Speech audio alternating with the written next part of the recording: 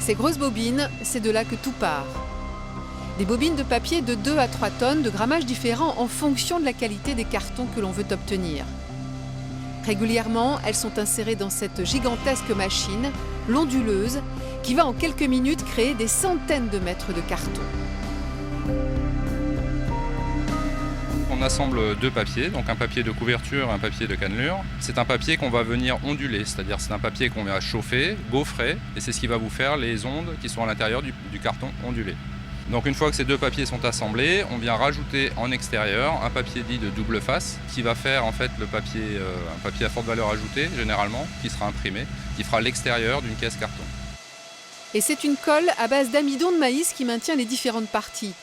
L'onduleuse produit au maximum 250 mètres de carton à la minute, une vitesse ajustée en permanence par les opérateurs pour que les feuilles de carton qui sortent de la machine soient parfaitement plates. C'est un matériau particulier parce qu'il est vivant, donc difficile à travailler. Il est fait avec du papier. Le papier n'est pas toujours le même. Il ne se comporte pas toujours de la même façon sur nos machines, en particulier en fonction de l'humidité, en fonction de la température.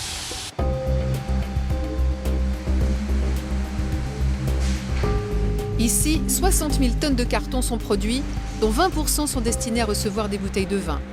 La force de ce matériau, ses nombreuses qualités.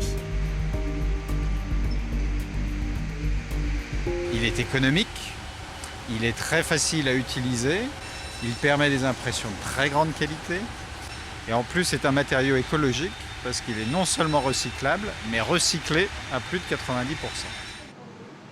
Régulièrement, des tests sont effectués en laboratoire pour vérifier ses caractéristiques. Pour les cartons destinés à transporter des bouteilles de vin, un aspect est particulièrement surveillé. Ici, il s'agit d'un test de glisse qui va mesurer le coefficient d'accroche d'une surface carton sur une autre. Ça permet de vérifier que la caisse va avoir une résistance suffisante pour ne pas glisser.